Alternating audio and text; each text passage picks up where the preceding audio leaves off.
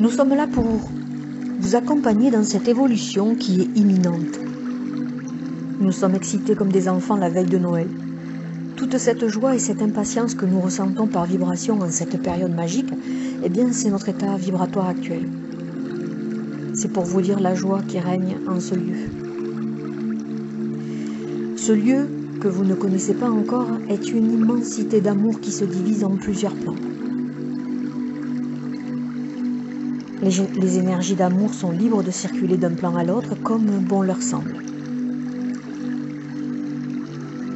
Parfois, nous sommes dans une vibration de nostalgie et dans ce cas, nous descendons ou nous mutons dans un plan qui nous permettra de nous ressourcer avec un plein d'amour et de joie. Les niveaux d'ascension ne sont pas tous identiques. Aussi, nous continuons notre voyage, notre nettoyage, en voyageant sur plusieurs plans. Parfois, nous décidons de nous incarner pour un nettoyage des émotions profondes et récurrentes. C'est une chance de connaître l'incarnation, car nous vivons des aventures qui sont impossibles sur d'autres plans. Ces aventures fabuleuses sont comme si vous jouiez dans un film, votre film préféré, ou un film dont le scénario vous amène à comprendre les nœuds qui bloquent dans les plans supérieurs. C'est comme ça que vous vous retrouvez à pleurer devant une scène d'abandon ou de retrouvailles, ou encore devant un chien perdu, alors que vous n'éprouvez aucune émotion quand le héros se fait couper la tête. Les blessures que vous êtes venu régler se répètent sans cesse, tant que vous n'avez pas compris la leçon. Nombreux sont les êtres incarnés qui ne se posent pas la question. Ils finiront leur vie en se disant « je n'ai pas eu de chance ». Dommage, ils seront obligés de revenir pour une incarnation et revivre les mêmes épreuves plus violentes.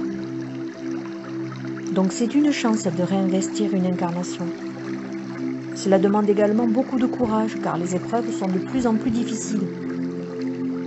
Pour nous permettre de puiser au fond de nous à la rencontre de l'être véritable et ainsi de comprendre la guérison que l'âme est venue expérimenter. Parfois les âmes débutent la vie avec des épreuves très difficiles et violentes. Elles trouvent au fond de leur cœur l'amour qui permettra une guérison des blessures. Elles changent alors de vibration et terminent leur vie en paix, dans l'amour ou dans l'abondance, en fonction de ce qu'elles devaient guérir.